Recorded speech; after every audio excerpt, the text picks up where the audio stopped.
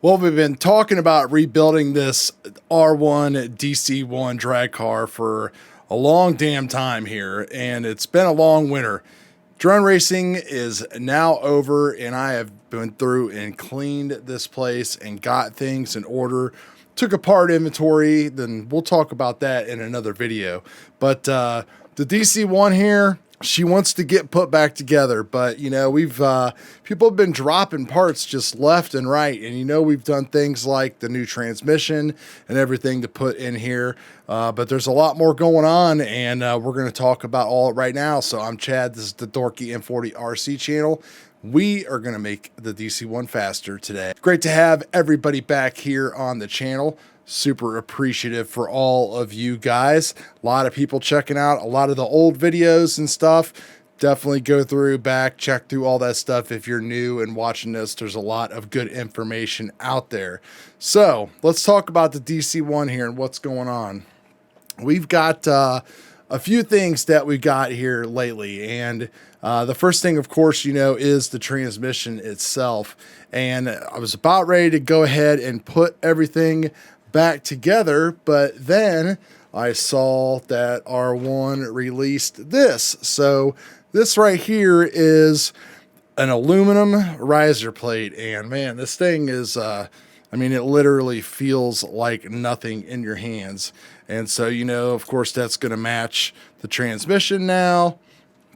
And there's also some other parts that are going to be going along with it. And the reason why this is just so awesome is it just kind of gets rid of all this mess back here. It's the big thing about the DC1 and the innovations that they've been doing over the past, say, you know, 4 to 5 months, is just trying to like make things cheaper with the injection molded parts, and then of course clean things up by redoing their transmission to get rid of a lot of this stuff that was in the stand-up transmission that a lot of people used last year.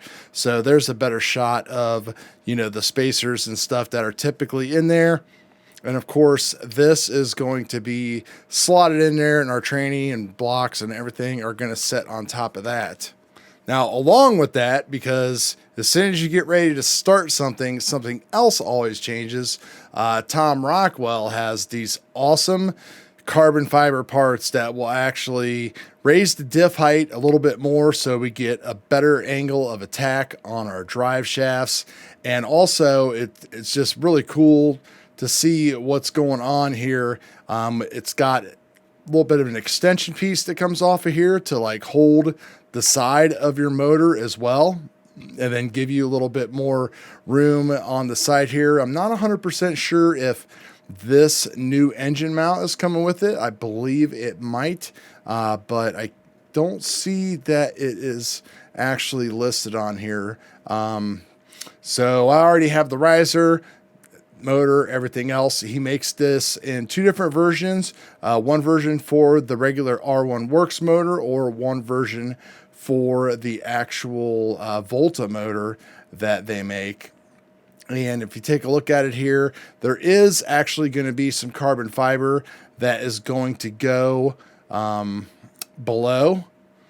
And then there's also a piece that is going to attach to the rear. So going to raise it up even more, sandwich things through there. I believe it does come with hardware, so that way we can get all of the appropriate length screws, and we don't have screws going through the top and the bottom in a lot of places, which was kind of one of the downsides of this design right here that I didn't like, that you kind of had to take things off. And I had a problem personally with those spacers, the screws coming loose on them, despite using thread lock and stuff. But this all should remedy that issue. So the other big change, of course, well, I mean, one of the other changes is just going to be the wheelie bar. You can see I was running the old school wheelie bar here with no adjustment or anything at all. And of course, that has all been remedied by, you know, they've came out with new wheelie bars. This is the tuned wheelie bar that will go on there. You can see that it is much shorter compared to the other one. So there's where it stops right here, and you can't even see the wheel unless I zoom out. And you've also got spaces on here to put a ball stud and a turnbuckle, of course, on that as well, which will go right here and connect up to the whole new shock tower assembly and everything that is going to be on the back of the transmission. And then one of the other final pieces, you know, there was just always kind of like this, you know, catch up period. And then, you know, the whole Apollo, the whole GFRP and R1 thing kind of reminds me of like Android or iOS or Intel and AMD, how you're always kind of like out of cycle. One company's always going to be, you know, a few more months ahead on something because, you know, they either, especially in this day and age, because they either had different weather and they were able to practice more and test things out, or, you know, equipment, supply chains, whatever. But they have this awesome brace now that actually will go right onto the back there and mount the actual wheelie bar to it. And now we'll be able to turn the turnbuckle and get a hinging effect and be able to set the wheelie bar height exactly where you want it, where we had no adjustment at all basically on this. It was either like top or bottom. So not very good for what it was. But, you know, things just continue to evolve in just a rapid manner. And, you know, they're already at this time even coming out with different parts that are lighter. They've got different bumper options, just a lot of stuff going on. Now, the one cool thing that I got, and I messed up because I only ordered one freaking pair, I don't know what I was thinking, was these new floating body mount hub adapters. So basically this takes it one step further and just mounts everything directly to the hub and gets rid of everything. So all of these crossbars, front and rear, will all go away, giving us just total cleanliness, saving weight and everything else. I was never a big fan of the body mount positioning on these. You can see that I actually drilled some holes to get it up through the window. And then I did, you know, R1 did come out with a piece to extend that in carbon fiber, but, you know, you're just kind of adding stuff to it. It'd been nice to have, you know, one piece, but I understand that, you know, they already went with the injection molding process to get these, and, you know, I have extras that I'll never use, which is just kind of the name of the game when it comes to outlaw racing, because, you know, you're going to get stuck with things that you're never going to use because you might not ever get a chance to get them, or by the time you order them, something else will be out, and that's just the name of the game. I'm going to put a link to Rockwell's store and to the hub adapters in the description below. And of course, when we get both of these products in, we will take a look at everything and for you guys. The one other thing that I didn't mention about, you know, these hub adapters is that, you know, it really just makes working on your car just way more pleasurable as well.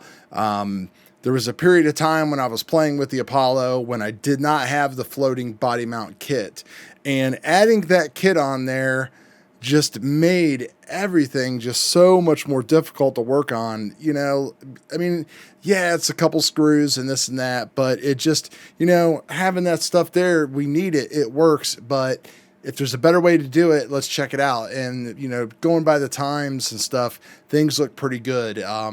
Not going to hurt a person like me. I mean, I'm no grand champion and never really planned to be, but I want a car.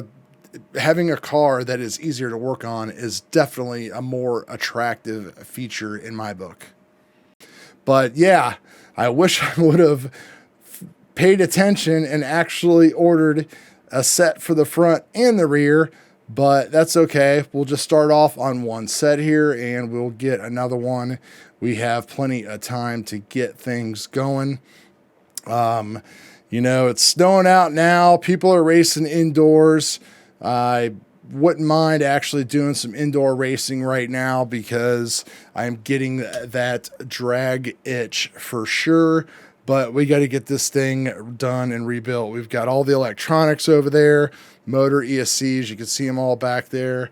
So, you know, we're good to go. We're ready to rock and roll as soon as we can get a couple of these things in here. So when we get the spacing kit and we get the actual parts for the floating body mounts, then we'll be good to go. Then we really get to get into some fun stuff, because there's been a lot of geometry changes running, like, you know, way less toe and things like that this year with the wide C blocks that people are doing.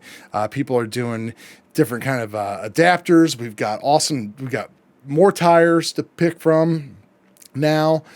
So that should be a good thing. Hopefully people can keep those things in stock for everybody. I'm still waiting to see how some of those tires do. Trying to be real cautious this year as far as what I am spending my money on, that's for sure, and not just laying it all down like I did last year.